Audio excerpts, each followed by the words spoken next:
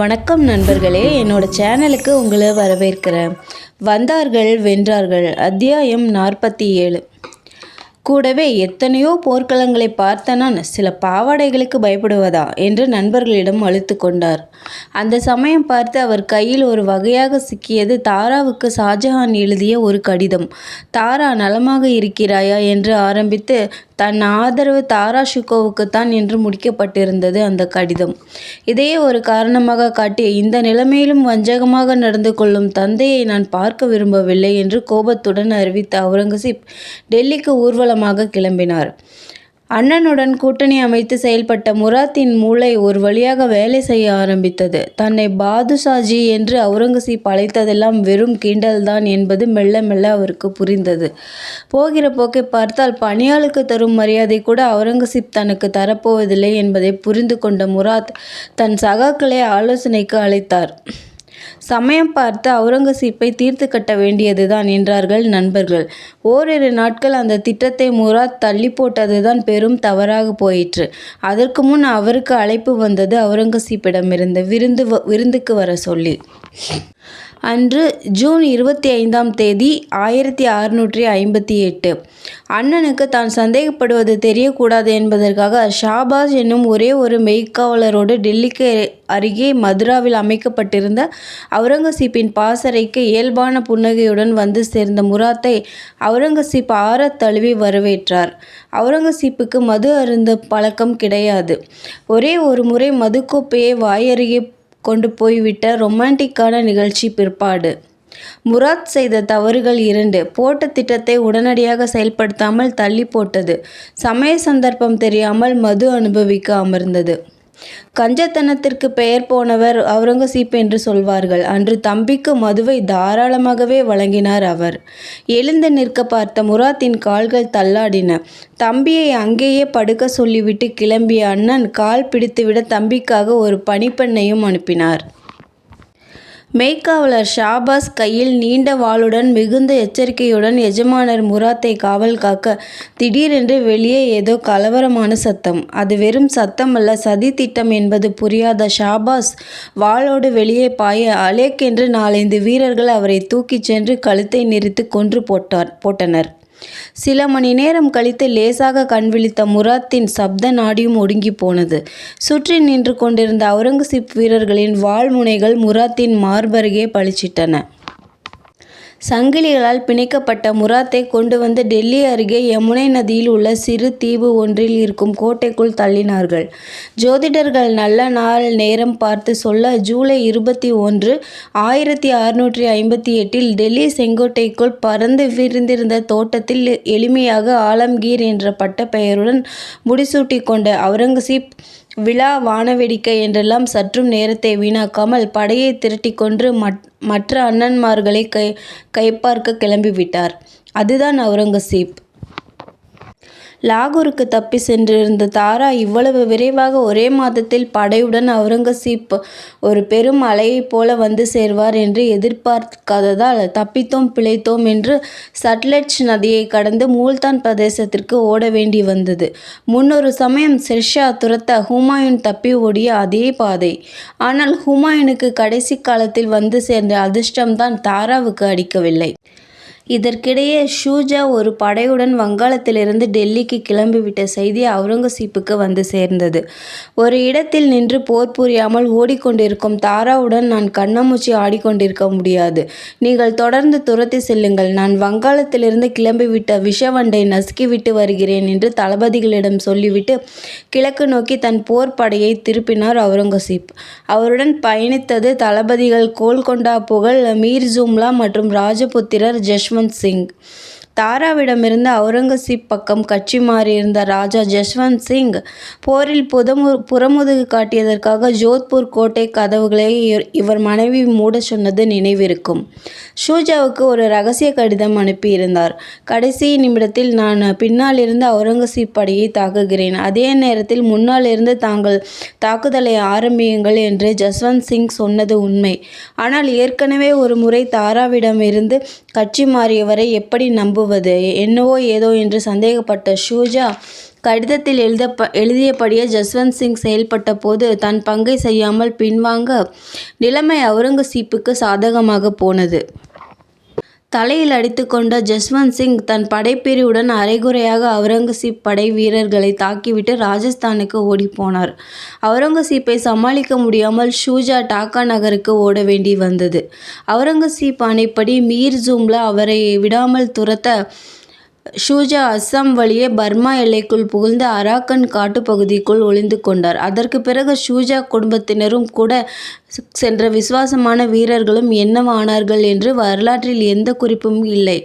Arakan காட்டில் வசித்த மனித இறைச்சி உண்ணும் காட்டுவாசிகள் ஷூஜா குழுவை ஒட்டுமொத்தமாக தீர்த்து கட்டி விருந்து பண்ணிவிட்டதாக ஒரு ஊகம் உண்டு. ஆனால் ரொம்ப காலத்திற்கு அவுரங்கசீப் ஷூஜாவுக்கு என்ன நேர்ந்தது என்றே யாருக்கும் தெரியாது என்றால் எப்படி?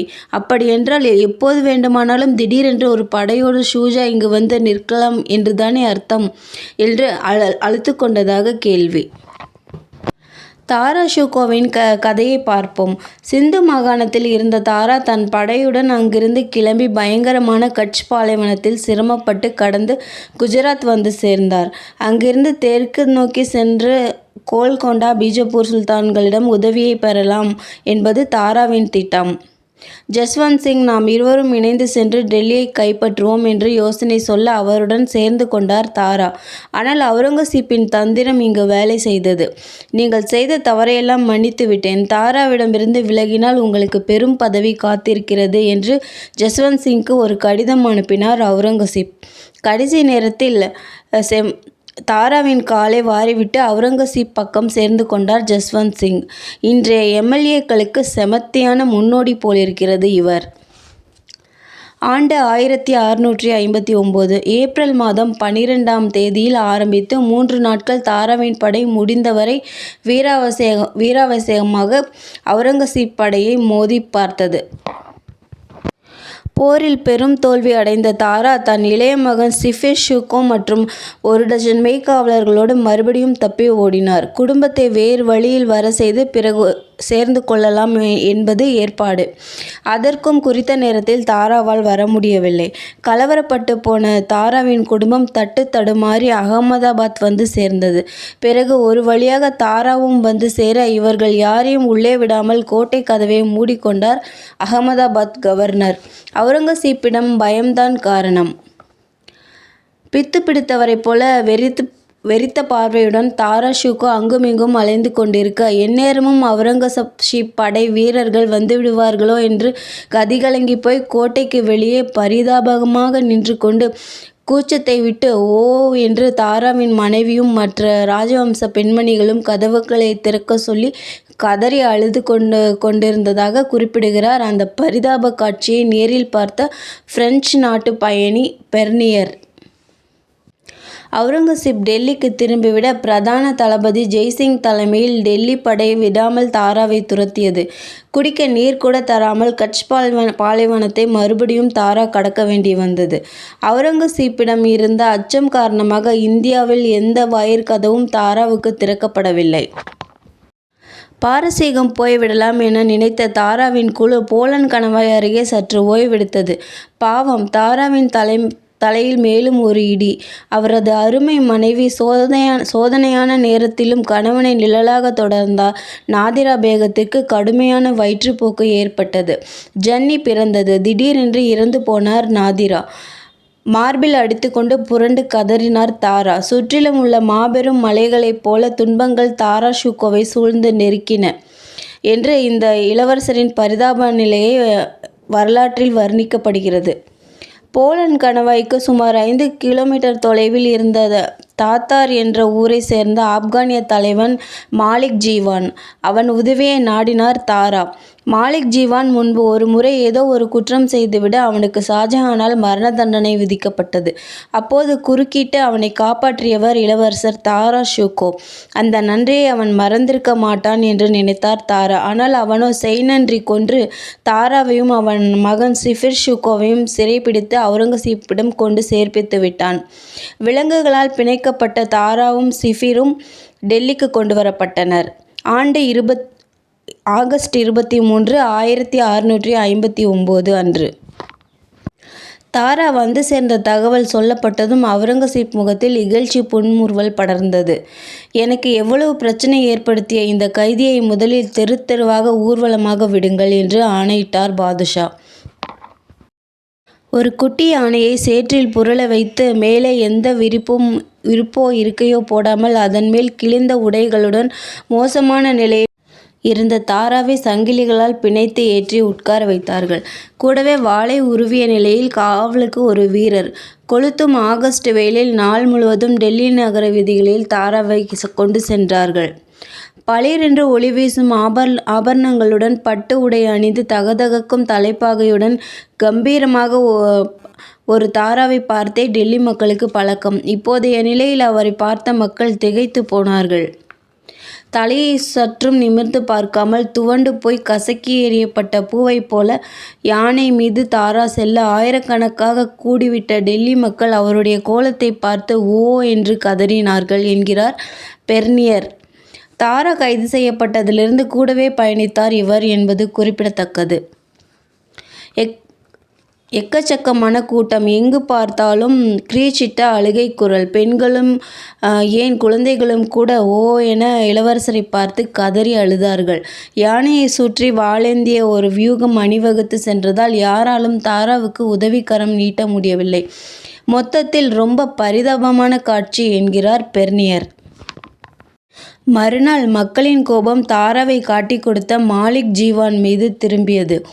குதிரையில் வந்த அவன் மீது மக்கள் கற்களை வீசினார்கள். தாராவுக்கு மக்களிடையே இருந்த இந்த செல்வாக்கு கண்டு சற்றே திகைத்து போனார் அவுரங்கசீப். நன்றி. அடுத்த காணொளியில் சந்திப்போம்.